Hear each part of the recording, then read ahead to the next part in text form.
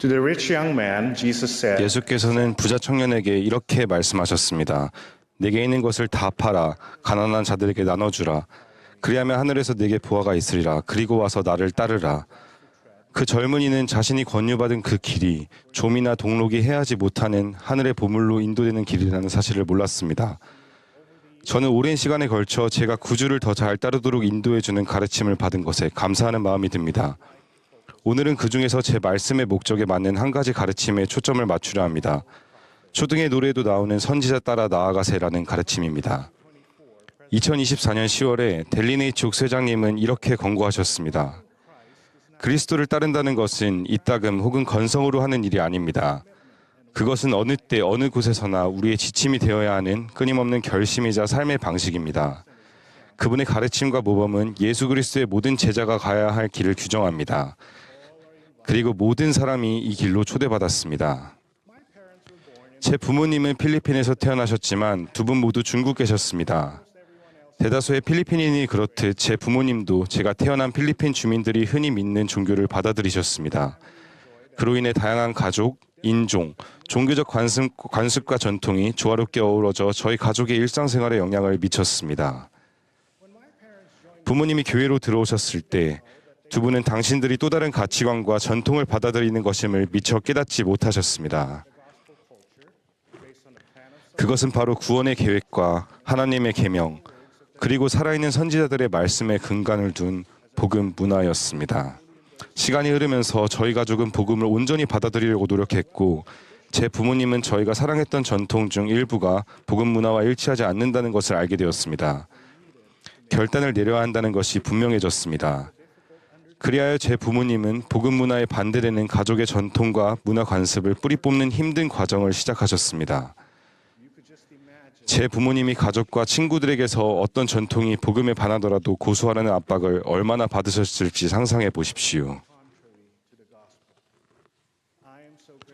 저는 부모님께서 신앙을 행사하고 성약을 지키기로 선택하신 것에 정말 감사드립니다. 그것은 길고도 험난한 과정이었습니다. 제가 독립했을 때도 부모님은 계속 노력하고 계셨습니다. 저희 가족은 여전히 완벽하지는 않았지만 많은 것을 이루어 왔습니다. 이 경험을 통해 저는 복음 문화를 받아들인다는 것은 간단히 말해 성약을 지키는 것임을 배웠습니다. 옥수 회장님은 이렇게 가르치셨습니다. 예수 그리스도의 복음은 우리가 변화할 것을 권고합니다. 회개는 가장 자주 듣는 메시지이며 회개한다는 것은 하나님의 계명을 거스르는 개은이나 가족의 윤리 및 민족의 관행을 버리는 것을 의미합니다. 복음의 목적은 평범한 인간을 해 왕국의 백성으로 변형시키는 것이며 거기에는 변화가 요구됩니다.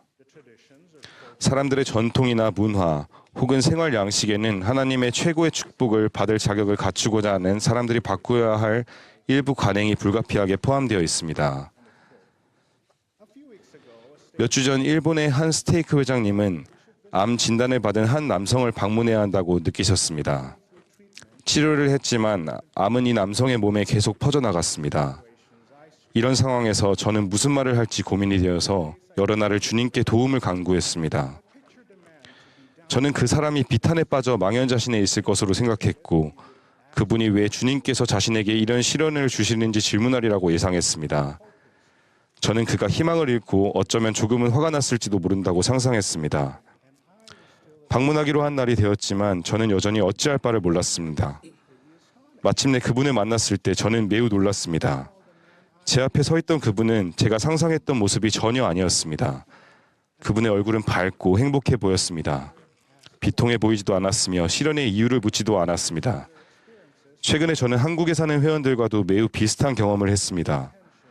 저는 그분들에게 성령을 행하려 했지만 방문이 끝날 무렵에는 제가 성령을 받은 것 같았습니다. 예수 그리스도께서는 그들을 강하게 하셔서 인생 여정을 견뎌낼 수 있게 하셨습니다. 옥수 회장님이 가르치셨듯이 주님은 우리의 고난, 심적 고통, 유혹, 괴로움을 아십니다. 왜냐하면 주님께서는 자진해서 그 모든 것들을 속죄의 필수적인 부분으로 겪으셨기 때문입니다. 또 그 때문에 구주의 속죄로 그분이 우리를 돕는 권능, 즉 우리가 그 모든 것을 감당할 힘을 줄 권능이 그분에게 부여됩니다. 2년 전 저희는 부름을 받아 홍콩에서 살게 되었는데 그곳은 높은 건물이 많기로 유명한 곳입니다. 저희가 살던 낮은 층의 아파트 건물은 주변에 있는 훨씬 더 높은 건물들에 가려져 있었습니다. 그래서 저는 그늘에서 살 마음의 준비를 했었습니다. 제가 잠에서 깼을 때 창문을 통해 비치는 아침 햇살을 봤을 때 얼마나 기뻤을지 상상해 보십시오.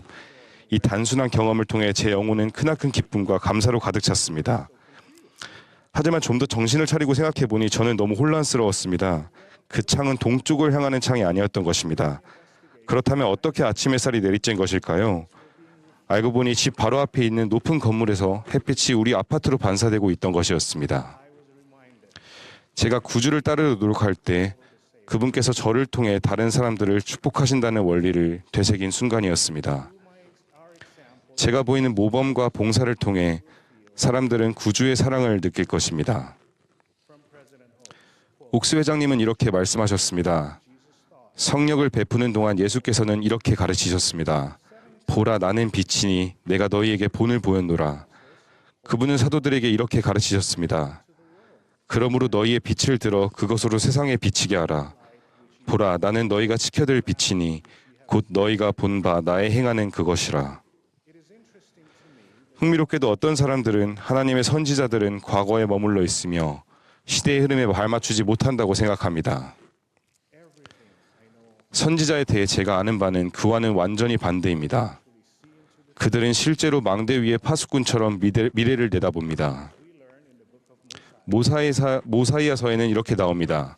선견자는 지난 일과 또한 장차올 일에 대하여 알 수 있으며 그들에 의해 모든 일이 드러날 것인 바 더욱이 은밀한 일들이 나타날 것이며 감추인 일들이 밝혀질 것이요 알려지지 아니한 일들이 그들에 의해 알려질 것이며 또한 달리 알려질 수 없는 일들이 그들에 의해 알려질 것이니이다.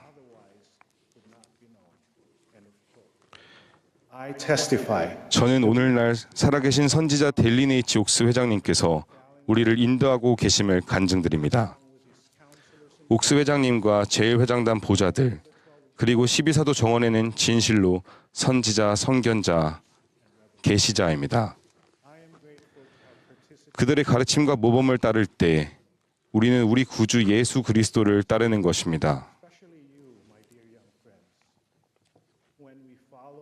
their teachings and examples, we are following our Savior Jesus Christ. I so testify. 예수 그리스도의 성스러운 이름으로 말씀드립니다. 아멘.